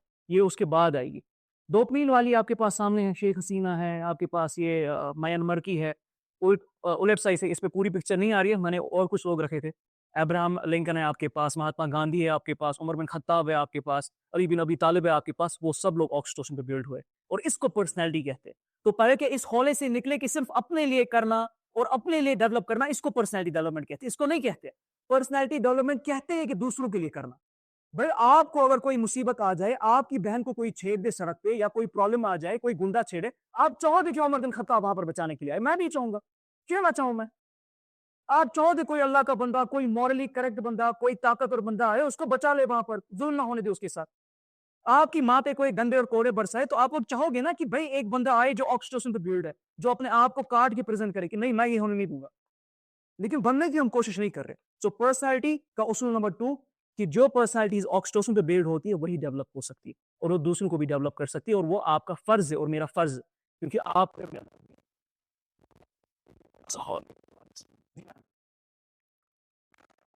देखिए हम सब ने महर्षि सादी को हमारी तानकी लक्ष्य एक कैसी है तो उनके कमी डोपामिन और ये सब मम्मी कैसी सेल्फ एक्चुअलाइजेशन आई? अल्लाह के नबी सल्लल्लाहु अलैहि वसल्लम की दावत की। पहले तो ये मुसब बिन उमैर की उम्र बहुत कम थी, तो उस लेवल पे इतनी डायलेशन पॉसिबल नहीं होती है। जो हमें है ना, आप और मैं सारे यहाँ पर 20 प्लस है। 20 प्लस छोड़े आप 12 साल तक आपने बिगाड़ दिया ना, फिर वो बिगाड़ सुधारना बहुत मुश्किल होता है। दैट्स वाई साइकोलॉजिस्ट भी, साइकियाट्रिस्ट भी आज इस चीज़ को मानते हैं कि जो मेजर ट्रॉमास होते हैं ना, उसके सेंटर्स बचपन में ही होते हैं। और आपको मैं बता दूं, जितने भी मेजर ट्रॉमास होते हैं ना, मेजर ट्रॉमास, बड़े बड़े लेवल के ट्रॉमास, डिप्रेशन होते हैं, उनका बैकग्राउंड जब चेक किया जाता है ना, लुइसियाना हाई स्टेक्स एक्सपेरिमेंट में कह रहा हूँ, उसका बैकग्राउंड जब चेक किया गया, पता चला कि माँ बाप के बीच में प्रॉब्लम्स बच्चों के सामने इजहार करना। ठीक है ना? तो उनकी उम्र एक तो कम थी, दूसरी अल्लाह के नबी वसल्लम की दावत। उम्र कम थी तो ज़्यादा एक्सेप्टेबिलिटी होती है उस उम्र में, ज़्यादा डेटा ले सकता है उस उम्र में, ज़्यादा जल्दी सॉरी फ्लेक्सिबिलिटी होती है उस उम्र में, इसलिए उनके साथ ऐसा नहीं हुआ होगा। ठीक है? अब बहरहाल मैंने उन पे इतना ज़्यादा किया नहीं है, बट नॉनदलेस केमिस्ट्री तो यही बता रही है। ऑलराइट? सो ये एक बात है। दूसरी चीज़, डोपामाइन आपको डेज़िग्नेटेड लीडर बना देगा। क्या करेगा? एरोगेंस आपकी पर्सनैलिटी में बिल्ड करेगा, नार्सिसिज्म बिल्ड करेगा, एक्सट्रीम मायोपिया किसको कहते हैं? शॉर्ट साइटेडनेस और एक्सट्रीम शॉर्ट साइटनेस कि बस मुझे मतलब इतनी शॉर्ट साइटनेस आप बाहर नहीं देख पाते हो अपने इंसान के सामने, जो आपके सामने इंसान है, आप अपने ही अंदर देख रहे होते हैं। इसको एक्सट्रीम मायोपिया कहते हैं। ये ऐसा करवाएगा। इंटेलिजेंस बेस्ड डिसीजंस नहीं होंगे आपके, ये उल्टा वहां पर लिखा है। इंटेलिजेंस बेस्ड हाँ, इंटेलिजेंस बेस्ड वहां पर डिसीजंस होंगे, लेकिन विजडम बेस्ड नहीं होंगे। जबकि ऑक्सीटोसिन क्या करेगा? आपको ऑर्गेनिक लीडर बनाएगा, आपकी ऑर्गेनिक पर्सनैलिटी रखेगा। क्या करेगा? Problem based life, oxytocin driven agencies, empathy. आप तभी एक इंसान को फायदा पहुंचा सकते हो, आप तभी अपनी पर्सनैलिटी अल्लाह के नबी सल्लल्लाहु अलैहि वसल्लम के हिसाब से बिल्ड कर सकते हो, जब आप में एम्पैथी होगी दूसरों के लिए। अगर मुझे महसूस ही नहीं हो रहा है कि मेरे सामने एक बच्ची बैठी है, ये तकलीफ में है, मैं कुछ नहीं करने वाला हूँ इसके लिए। ये बेसिक तकाजा है, ये फितरत का तकाजा है। अगर आपको महसूस ही नहीं हो रहा है कि आपके घर के बाहर कोई भूख और प्यास से मर रहा है, आप कुछ नहीं कर सकते उसके लिए। कर दोगे 10-15 रुपए कभी रोड पे अपने आप को खुश करने के लिए दे दोगे, लेकिन वो कोई काम नहीं होता है। उसको ओनरशिप नहीं कहते, उसको रेस्पॉन्सिबिलिटी, उसको खलीफतुल अर्द नहीं कहते। वो वाली पर्सनैलिटी बिल्कुल नहीं है। और क्या करेगा? ह्यूमिलिटी भी आप में लाएगा कि आपको पता होगा दूसरों की से, दूसरों के उन एक्सपीरियंस के हिसाब से, उनको महसूस करके के साथ रहकर कि आप you will be more calm with the people, you will be more interactive with the people in a humble way. तो ह्यूमिलिटी आएगी। और एक और चीज क्या होगा? विजडम बेस्ड डिसीजंस होंगे। आप सिर्फ अपने अंदर नहीं देख रहे होंगे, अपना गाड़ी, अपना मकान, अपनी रोजी, अपनी एम्प्लॉयबिलिटी, सिर्फ इस चीज की तरफ नहीं देखोगे, बल्कि आप दूसरों की प्रॉब्लम, दूसरों के मसले की तरफ देखोगे। और सिर्फ इतना नहीं, ये चीज याद रखेगा, एक बहुत इंपॉर्टेंट चीज है।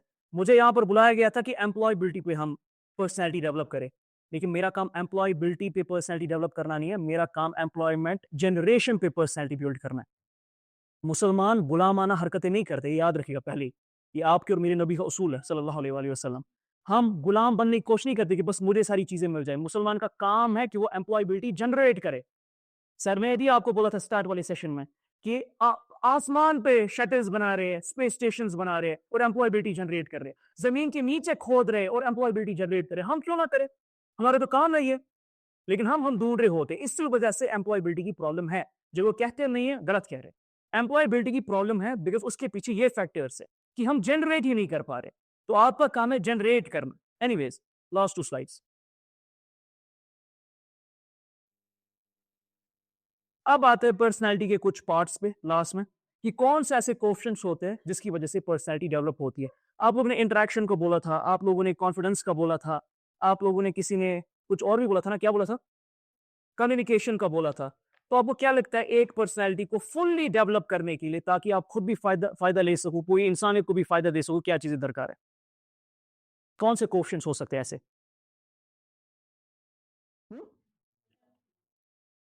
एम्पैथी, जी, और इमोशनल कोएफिशिएंट, जी, किसने बोला ये? सर क्या नाम है आपका? बैठ जाइए। क्या होता है sir emotional coefficient? Aqib sir.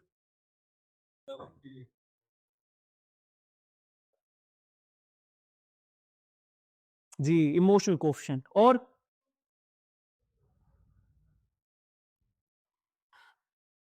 चलिए, इमोशनल कोएफिशिएंट तो हमारे पास आ गया। सेकंड क्वेश्चन बताइए पहले। इमोशनल कोएफिशिएंट की एग्जांपल दे सकता है मुझे? सर आप ही दे दें कि जिसका इमोशनल कोएफिशिएंट हाई होता है वो क्या करता है?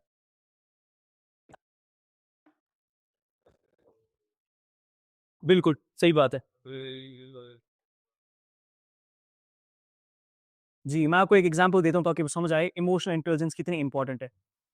सुलह हुदैबिया के वक़्त एक शख्स था जिसका नाम था खुलाइस। खुलाइस आया था अल्लाह के नबी सल्लल्लाहु अलैहि वसल्लम के साथ नेगोशिएट करने के लिए, ठीक है? अब खुलैस जिस खानदान से बिलॉन्ग करता था, उनके यहाँ रिवायत होती थी कोई उम्रा के लिए, कोई हज के लिए आए, तो वो पहले ऊँट ज़िबह करते थे। अल्लाह के नबी सल्लल्लाहु अलैहि वसल्लम इस हद पे माहिरीन नफ्सियात थे ना, उन्होंने जैसे खुलैस को देखा ना, साहबा को बोला सारे अपने ऊँट सामने करो। खुलैस आया था नेगोशिएट करने के लिए, उनको वहाँ से भगाने के लिए, कि भाई हम नहीं उम्रा करने देंगे, हमारे साथ नेगोशिएट करो, निकलो यहाँ से। लेकिन खुलैस जैसे देखता है ना कि ऊँट सामने किए गए हैं, खुलैस वापस जाता है बिना अल्लाह के नबी सल्लल्लाहु अलैहि वसल्लम से मिले और कुरैश को बोलता है ये लोग एक अजीम मकसद के तहत जो हमारी रिवायत है उसके तहत आए हैं, अगर आप लोगों ने इनको उम्रा करने ना दिया तो मैं आपके खिलाफ जाऊंगा। ये है आपके मेरी नबी की स्किल्स सल्लल्लाहु अलैहि वसल्लम, इस हद पे उनकी इमोशनल इंटेलिजेंस थी। तो emotional coefficient is one. Another question जो बहुत important that is intellectual coefficient. ठीक है, इंटेलेक्चुअल कोएफिशिएंट बहुत इंपॉर्टेंट। इंटेलेक्चुअल कोएफिशिएंट किसको कहते हैं पर्सनैलिटी में? क्या लगता है व्हाट इज इंटेलेक्चुअल कोएफिशिएंट? किस चीज का नाम है ये? बताएं मुझे। क्रिटिकल थिंकिंग किसको कहते हैं? इलॉन मस्क बात कर रहा है मार्स पे जाने की। क्रिटिकल थिंकिंग, इंटेलेक्चुअल कोएफिशिएंट, और वो प्रूव भी कर रहा है उस चीज को, कोशिश कर रहा है उस चीज की। आज से 200 साल पहले कोई बंदा सोच भी नहीं सकता कि एक इंसान हवा में उड़ सकता है। आज आधी इंसानियत हवा में उड़ सकती है, हवा में छोटे स्पेस क्रॉस कर सकती है। Intellectual coefficient. समंदर में कोई सोच भी नहीं सकता था कि उसके अंदर कोई मकान बना सकता है, आज टनल्स बना रहे। Intellectual coefficient.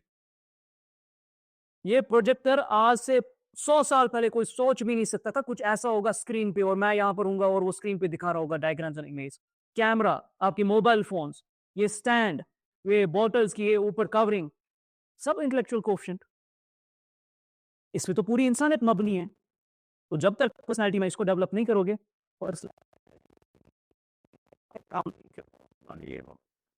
If you do not work on your I God and I again swear by God, आप अपने काम पूरे नहीं कर सकते हो, दूसरों की छोड़ दो।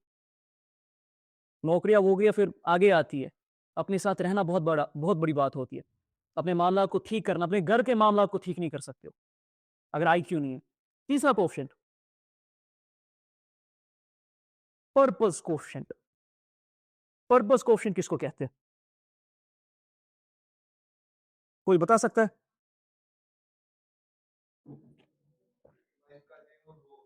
लाइफ का एम और गोल। जी, कोई एग्जांपल दे जिसका पर्पस कोएफिशिएंट बड़ा था तो उसने बड़े काम कर दी। जी, पूरी एग्जैक्टली बिना किसी हथियार के पूरी कौम को आजाद करवाने की मुहिम उसने डाली थी क्योंकि पर्पस बड़ा था। ठीक है, और याद रखिएगा मैंने पहले ही कहा पर्पस कोएफिशिएंट पहला वो कोएफिशिएंट है जो आपके और मेरे नबी को दिया गया था सल्लल्लाहु अलैहि वसल्लम। कि पूरी की पूरी दुनिया ट्विस्ट हो चुकी है, उल्टी चल रही है और सब जहन्नुम की तरफ भाग रहे हैं सारे के सारे। आप काम करो, इन सबको ठीक करके दिखाओ, ये होता है एक नबी का काम। तो पर्पस कोएफिशिएंट ही असल में डेवलप करता है आपकी पूरी पर्सनैलिटी को, उसी के थ्रू स्किल्स सीखनी होती है। Anyways next, leadership coefficient. जी, कोई खातून मुझे बताए, आप लोग चुप हो, मैं यही तो कह रहा हूं कि हमने औरत की आइडेंटिटी छीनी है अपनी कल्चर में, इसलिए वो बातें नहीं कर पाती है ज्यादातर। जी, कोई खातून मुझे बोलो लीडरशिप कोएफिशिएंट किसको कहते हैं? I have strong क्या है लीडरशिप क्वालिटीज, क्या होती है? ones, like set examples for others, जी, like in achieving something in life. Achieving no. Leadership coefficient, जी कोई एग्जांपल दें मुझे लीडरशिप कोएफिशिएंट। जी मैम। बिल्कुल दुरुस्त बात की है, 100% की बात की है। ओनरशिप,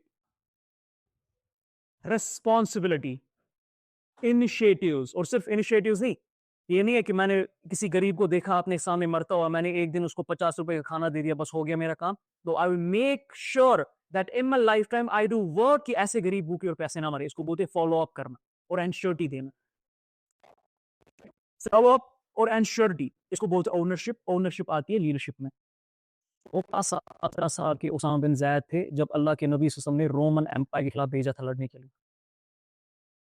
आपकी और मेरी उम्र में आप सोच भी नहीं सकते हो कि सहाबा का कोएफिशिएंट कहां जा रहा था। 16 साल के थे इब्न खल्दून, कितने? 16 साल के, and he became the greatest philosopher of his times, greatest jurist of his times. 13 साल का था इब्न सीना जब मेडिसिन को मास्टर कर गया था वो। इब्न सीना मेडिसिन को नहीं लाता ना इस तरह से, ये आज आपके पास कुछ भी नहीं होता जो अभी हमारे पास है। जजारी 18 साल का था जब रोबोटिक्स में आ चुका था, रोबोटिक्स की शुरुआत ही हमने की थी। ख्वारिज़मी 16-17 साल। आज जब मैथ में सबसे बड़ा प्राइज मिलता है ना किसी मैथमेटिशियन को, सबसे बड़ी इक्वेशन के लिए and all of those things, Khwarizmi के साथ फोटो खींचनी पड़ती है उसके पोर्ट्रेट के साथ। 16-16 साल में, 15-15 साल में, 14-14 साल में आर्मीज लीड की है, कौमों को फतह दी है, दुनिया की बहबूदी की है, साइंस उरूज पे लेके गए हैं, आर्ट्स उरूज पे लेके गए हैं, सोशल साइंसेस आसमान तक छू लिए है। इस वजह से, ये ओनरशिप की वजह से, सिर्फ इस ओनरशिप की वजह से। अबू लहब को, अबू जहल को आपको पता होना चाहिए किसने मारा, किसने मारा, किसने कत्ल किया अबू जहल को बदर के मौके पे, बोले ना। कितने साल के थे वो? 15, 11, 13। ये हालत थी आज से 300, 400, 500, 800 साल पहले इंसानों की। इस लेवल पे केबल कर दिया था आपके मेरे नबी ने पर्सनैलिटी को। हमारी हालत देखे, 25 साल में नौकरी की वजह से डिप्रेशन होता है, हम नौकरियां ढूंढ रहे होते हैं। देना तो अलग बात है, क्या ही होता अगर मुसलमान इस थॉट से आते कि हमें नौकरियां देनी है, हम कुछ करते, हम जनरेट करेंगे, इनोवेशन करेंगे। तो leadership coefficient is very very important personality. अच्छा, एक और है क्रिटिकल थिंकिंग, ये तो हमने एड्रेस कर दिया आपका। मॉरल कोफिशिएंट, जी किसको बोलते हैं मॉरल कोफिशिएंट, क्यों इंपॉर्टेंट है ये पर्सनैलिटी के लिए, बताइए मुझे। तो गलत और सही की जी गलत और सही,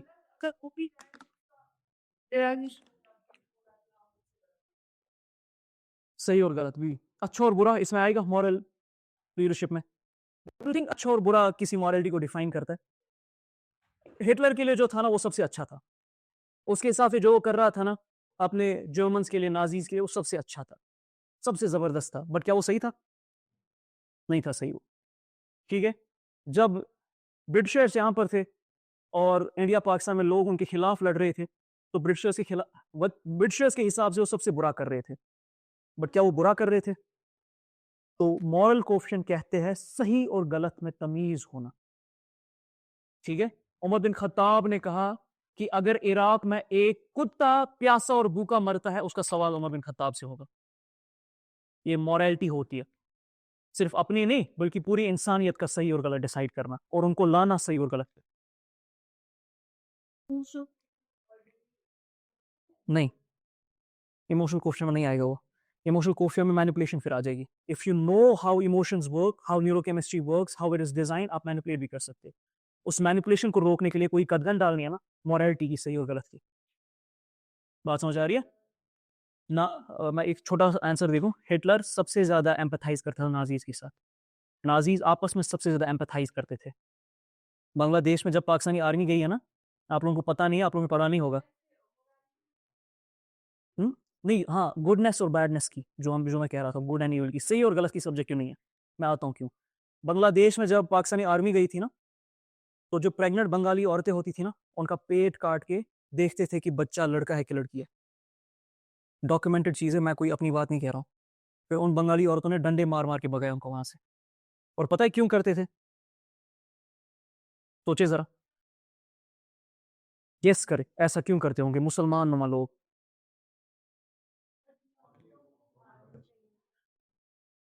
नहीं मैम, ऐसा कुछ नहीं है, इससे भी खतरनाक, इससे भी खतरनाक। सोचे जरा, मुसलमान नुमा लोग, मुसलमान नुमा बहन जो प्रेग्नेंट है, उसका पेट काट के देखते थे लड़का है कि लड़की है। वो तो पता है केमिस्ट्री है, लेकिन क्यों ऐसा करते थे? डोपामिन क्यों हिट हुआ था? मॉरल कोफिशिएंट 0 था। पता है क्यों?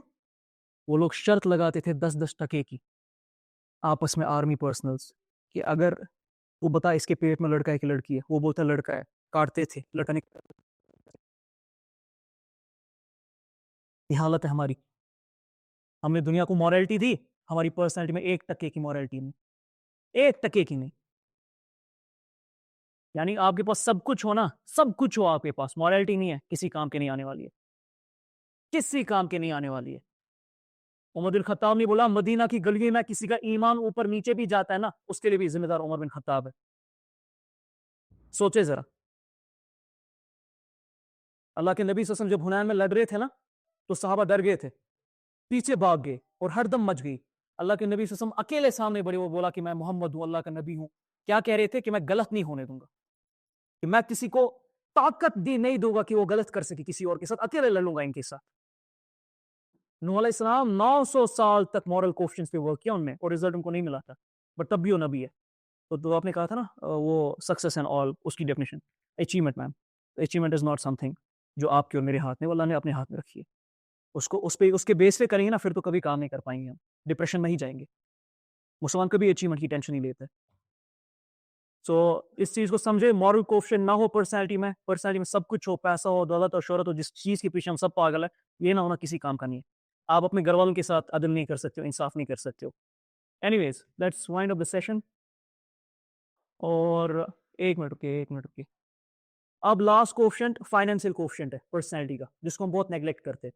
हालांकि अभी तक आपने मुझसे सुना होगा कि आपको फील हुआ होगा कि मैं शायद पैसे कमाने के खिलाफ हूँ, मैं शायद गाड़ियों के खिलाफ हूँ, मकानों के खिलाफ हूँ, शादियों के खिलाफ हूँ। मैं उसके खिलाफ नहीं हूँ, मैं उसको पर्पस बनाने के खिलाफ हूँ। कमाए ना, मुसलमान कमाए, किसने बोला ना कमाए, हमें तो हुक्म मिल रहा है। अल्लाह के नबी सल्लल्लाहु अलैहि वसल्लम ने जब हिजरत की ना, इमेजिन कीजिए के वक्त, सर हिजरत के बाद पहला खुतबा क्या दिया होगा, किसके बारे में?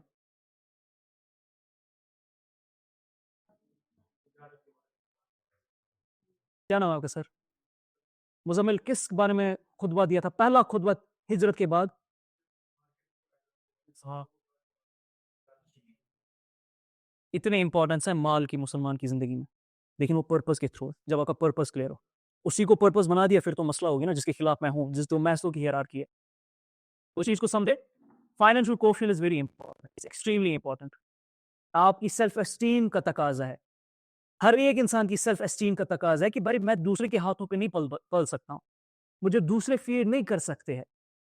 मेरा काम है दूसरों को फीड करना, पूरी इंसानियत को फीड करना, ये आपको मेरा काम है, अल्लाह की कसम काम है ये। मैं कह रहा हूँ आपको, जो सूडान में, जो कॉन्गो में, जो इन सारी चीजों, इन सारी कंट्रीज में, इथियोपिया में भूखे और प्यासे मर रहे हैं ना, उनका सवाल सबसे होने वाला है कि क्या किया उनके लिए।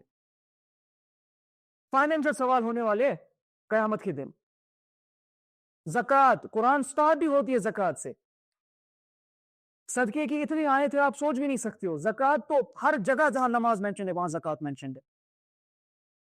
और अबू बकर सिद्दीक ने जनवरी बोला, उमर बिन खत्ताब ने बोला ये ज़कात दे रहे हैं, लेकिन आपस में दे रहे हैं। और बकर ने बोला जो ये रस्सी ऊँट की देती ना अल्लाह के नबी ससम को, अगर वो तक नहीं देना मैं जंग लड़ लूंगा। इतनी इंपॉर्टेंस रखता है इस्लाम माल की, लेकिन वो माल पर्पस के थ्रू है, वो एक मकसद के तहत है, वो एक सोच, एक पर्सनैलिटी के तहत है। माल आपकी पर्सनैलिटी बन गई ना, फिर तो गई आप, फिर तो डिप्रेशन ही होगा। मैं सच कह रहा हूँ, मुझे नहीं पता है आपकी यूनिवर्सिटीज का हाल क्या रहता है, मैं तो जाता हूँ, बच्चों के साथ मेरी इंटरेक्शन है, 10 में से 8 बच्चे डिप्रेशन में होते होगा ही जब ऐसा पर्पस बन जाए। तो इस चीज को समझे, financial coefficient is extremely important. और बकर के पास पैसे ना होते बिलाल रजी अल्लाह अन्हु को आजाद नहीं कर पाते, ये सीधी सी बात है। उस्मान बिन अफ़्फ़ान के पास पैसे नहीं होते, उस वक्त गुलामों को आजाद नहीं कर पाते। अल्लाह के नबी सल्लल्लाहु अलैहि वसल्लम ने दावत दी है कि माल दो दीन के लिए, तब जाकर वो कई जगह जा पाते थे। तो ये तो बहुत जरूरी है, हर मर्द के लिए, हर औरत के लिए जरूरी है। अब औरतों को वहां पर एक छूट मिली है, बट नॉनदलेस अगर वो चाहे वो कर सकती है इस्लाम में, इसमें कोई रुकावट नहीं, कोई आपको रोक नहीं सकता। You want to earn for yourself, you can do it, nobody in the world can stop you. जो मैम ने कहा था ना कि पेरेंट्स सामने आते, अल्लाह की नाफरमानी में किसी की भी फर्मा बरदारी नहीं होती है। पहले जान ले इस्लाम किसका है, इस्लाम अल्लाह का है, उसके नबी का है सल्लल्लाहु अलैहि वसल्लम। जब इस तरह सोच की अलाइनमेंट होती है ना, तब जाकर इंसान की फिक्र ऊपर आती है, तब जाकर इंसान की समझ ऊपर आती है, वो लोगों से मुबर्रा हो जाता है। ये समझे। अब बहरहाल मेरा तौहीद की रिगार्डिंग नहीं है, बट नॉनदलेस जो कोएफिशिएंट्स मैंने दिए वो मैंने आपको बता दिया। अब दो ही पर्सनैलिटीज आपको समझ आएगी, एक पर्सनैलिटी लीडरशिप की है, एक पर्सनैलिटी गुलामी की है। लीडरशिप की क्या है कि आपके पास फ्रीडम है आपकी जिंदगी की, कि आप किसी इंसान के ताबे नहीं हो, किसी कम्युनिटी के ताबे नहीं हो, किसी फर्द के, किसी कल्चर के ताबे नहीं हो, आप सिर्फ और सिर्फ अल्लाह ताला के ताबे हो। एक कंप्लीट फ्रीडम आपको मिलती है वहां पर। और सिर्फ फ्रीडम नहीं मिलती है, बल्कि अल्लाह ताला पर्पस के थ्रू सेल्फ कंट्रोल भी आपको दे देते हैं। डोपामिन आपको हिट नहीं होता है, आप में ऑक्सीटोसिन आता है। जाहिर सी बात है, जब मैं सैक्रिफाइस करूंगा मेरा सेल्फ कंट्रोल बढ़ेगा, कॉमन सेंस की बात है। मैं जब अपना हाथ काट के दूसरों को प्रेजेंट करूंगा, मुझ में सेल्फ कंट्रोल, मुझ में वो ताकत पैदा होगी। हम कह रहे हैं नहीं सर, मुझे ऐसी कोई ताकत बता दो, मैं ड्रग से बच जाऊं, मैं पोर्नोग्राफी से बच जाऊं, मैं इन बदबख्तियों से बच जाऊं, मैं शराब से बचूं। कैसे बचोगे? सेक्रीफाइस करना स्टार्ट करो, गिविंग साइकोलॉजी, ताकत आएगी आप में। एनीवेज, और तीसरी क्या? Independence of thought. पिक्चर आधी आ रही है, नॉनदलेस इंडिपेंडेंस ऑफ थॉट होगी आपके पास। और गुलामी में क्या होगा? ओबीडियंस में आप जाओगे, नौकरियां ढूंढोगे, नौकरियां जनरेट नहीं कर पाओगे। ये बहुत इंपॉर्टेंट है। सेल्फ कंट्रोल भी नहीं होगा। क्यों? क्योंकि अपने ही माँ बाप को आपकी और मेरी एज के बच्चे आगे जाके घर से निकालने वाले। You know why? क्योंकि बिल्डअप ही उस केमिकल पे हुआ है। ये केमिस्ट्री है, ये कोई दूसरी तीसरी बात ही नहीं है कि मैं हवा में बातें कर रहा हूँ। और लास्ट में डिपेंडेंस आप रहोगे, डिपेंडेंसी रहेगी आप में। हमेशा बॉस के, सर के, 2 नंबर इंसान के आप ताबे रहोगे। उसको खुश करने के लिए आपको अपनी सीवी चमकानी पड़ेगी। उसको खुश करने के लिए उसके बच्चों की रिलेशनशिप्स, उसके बच्चों के नाम, उसके घर के मामलात, उसको ट्रिगर डोजेस देने पड़ेंगे। सर आपका बच्चा ऐसा है ना, सर आपका घर ऐसा है ना, आपके बच्चे बहुत बड़ा काम करेंगे आगे जाके। उतना अल्लाह की कसम हम अपने नबी को नहीं जानते जितना हम अपने बॉसेस को आपको नहीं पता है ना। आप आइए कल्चर में, कॉर्पोरेट कल्चर में, आपको तब समझ आएगा। नौकरी में आइए, आप घुसिए ऑफिस में और देखिए वहां पर बातें क्या हो रही होती है। खुदा की कसम, अपने बॉसेस, अपने टीचर्स, अपने लीडर्स का इतनी इस तरह से प्रोफाइल पता होता है कि शायद शायद शायद एक इंसान को अपने माँ बाप का भी इतना प्रोफाइल पता नहीं होता है। और खुश करने की टेक्निक्स भी बना रहा होता है। क्यों? क्योंकि ये वाला सिंड्रोम है, स्लेडी सिंड्रोम। तो गौर से आप लास्ट बात को समझे, जिससे मैं इस सेशन का इख्तिताम करता हूं। मैं सिर्फ और सिर्फ 2 चीजों के लिए आपके पास आया हूं। पहली चीज तो ये है कि मैं आपको फलसफा दे दूं पर्सनैलिटी कैसे कहती किस चीज को है। दूसरी चीज ये है कि पर्सनैलिटी बिल्ड कैसे होती है, उसके पीछे केमिस्ट्री, साइंस, सीरा, कुरान किस तरह पेनिट्रेट करता है, किस तरह डेवलप करता है। और मैं कह रहा हूं आपको, अगर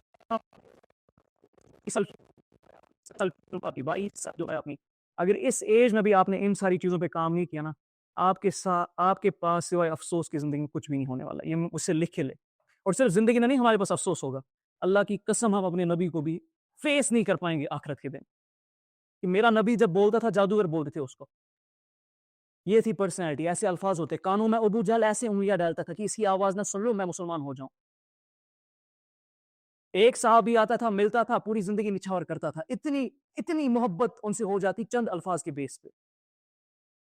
अरब का टॉप लेवल का शायर आया अल्लाह के नबी सल्लल्लाहु अलैहि वसल्लम के पास, और उसको अपनी शायरी सुनाई। अल्लाह के नबी ने सूरह रहमान सुनाई। शायर रही पर इस्लाम कबूल कर दिया। जब बात करते थे ना, साहबा कहते इस तरह से हम पे वो एक कैफियत तारी हो जाती है कि हम किसी और ही वर्ल्ड में चले जाते थे। और हम सब से हमें तमीज नहीं है आपस में एक दूसरे से बात करने की। अल्लाह की कसम नहीं है हम।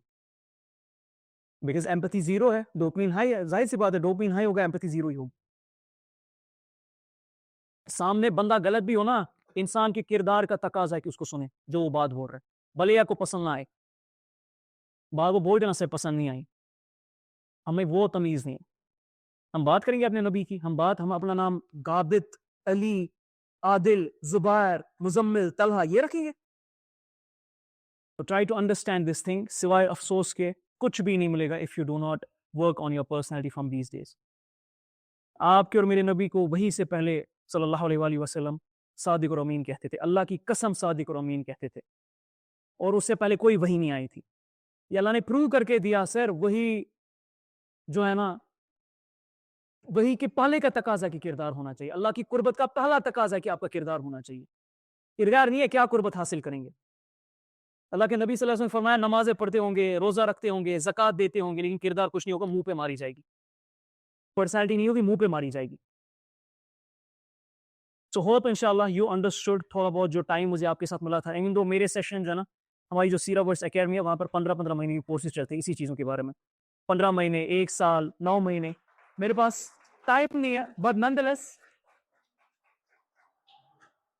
टाइम है मेरे पास, बट नॉनदलेस 1.5 घंटे में जितना कुछ मैं थोड़ा बहुत बोल सकता था, हल्का फुल्का बोल सकता था। मैं उम्मीद करता हूँ अल्लाह ताला ने आपके दिल में कुछ असर पैदा किया होगा, और अल्लाह ताला इससे आपके लिए उसको आपके लिए मुस्तफीद कर दे। जज़ाकल्लाहु खैरन। अस्सलाम वालेकुम।